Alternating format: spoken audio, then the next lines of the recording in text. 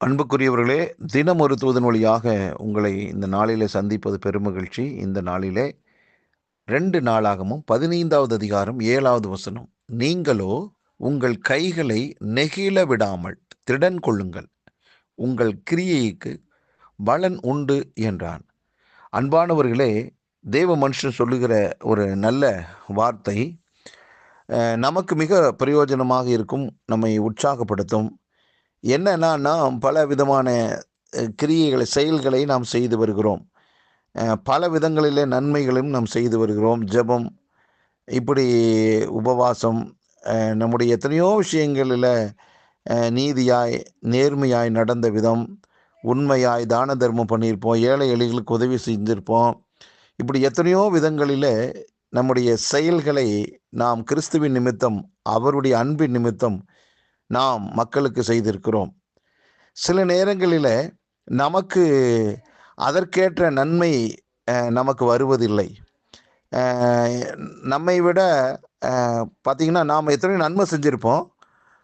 ஆனால் நம்மை விட கீழாக இருந்தவர்கள் திடீரென்று அவர்கள் மேலே வந்திருப்பாங்க. அநியாய அக்கிரமம் பண்ணுறவன் நல்லா இருக்கிறது போல் நமக்கு கண்ணுக்கு தெரியும். அவன் வாழ்க்கை அப்படியே இருக்கும். அதே போல் இதையெல்லாம் பார்த்துட்டு நமக்கு சில நேரங்களில் சோர்வு வரும். என்னடா, நம்ம நல்லது செஞ்சிட்ருக்கிறோம், அந்தளவுக்கு நம்முடைய வாழ்க்கையில் முன்னேற்றம் இல்லை. நான் இப்படி ஜெபம் பண்ணுறேன் அல்லது உபவாசம் இருக்கிறேன், கர்த்தருக்காக நான் காத்திருக்கிறேன் என்றெல்லாம் நாம் பல்வேறு விதமான காரியங்களை அவர்களையும் நம்மையும் ஒப்பிட்டு பார்த்து சோர்ந்து போயிடுவோம். அன்பானவர்களே, அவர்கள் வழி வேற, அவர்களுடைய திட்டங்கள் நோக்கங்கள் வேற. நாம் முற்றிலும் உலக மக்களிடத்திலிருந்து நாம் வேறுபரிக்கப்பட்டிருக்கிறோம். இயேசு கிறிஸ்துவின் ரத்தத்தினால் கழுவப்பட்டிருக்கிறோம்.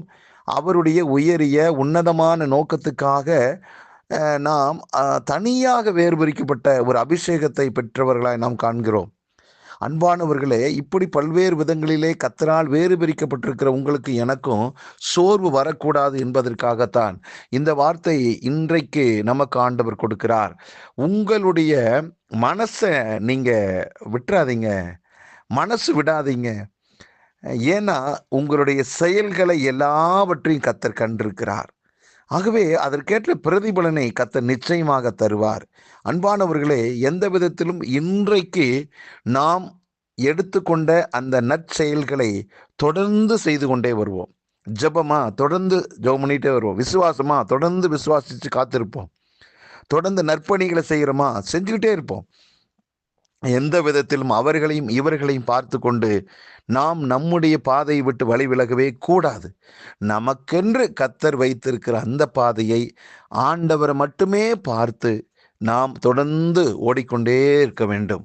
ஆகவே இடையில் வரக்கூடியதான சில சம்பவங்களை பார்த்து நம்முடைய நற்செயல்களை பாதியில் நிறுத்தக்கூடாது.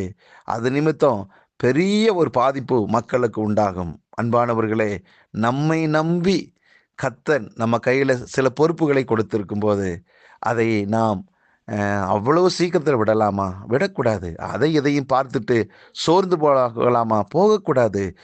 நான் ஆண்டவருடைய காரியத்தை நான் செய்கிறேன். அவர் நன்மை செய்கிறவராய் சுற்றி தெரிந்தார்.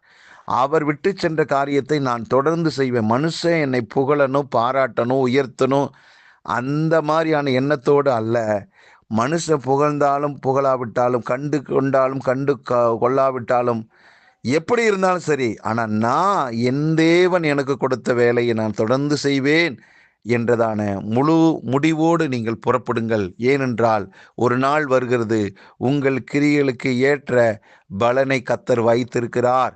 யாருக்குமே அவர் கடனாளியாக இருப்பதே இல்லை. ஏற்ற சமயத்தில் உங்களுக்கான உயர்வு, மேன்மை, நன்மை வந்தே தீரும். அதில் மாற்றமே இல்லை. ஆகவே கர்த்தர் கொடுக்கிற அந்த உயர்வு வரும் வரை அவருடைய பலத்த கரங்களில் அடங்கியிருப்போம். கர்த்தருடைய நாமத்தை எல்லா நாளிலும் மகிமைப்படுத்தலாம். நல்ல பிதாவே, இந்த நல்ல வேலைக்காக நன்றி. இது கேட்டுக்கொண்டிருக்கிற ஒவ்வொருடைய வாழ்விலும் உற்சாகம் உண்டாவதாக. ஒரு நாள் சோர்ந்து போகக்கூடாது. அவர்கள் தொடர்ந்து நன்மைகளை, நல்ல செயல்களை தொடர்ந்து செய்து உங்கள் நாமத்தை மகிமைப்படுத்துவார்களாக.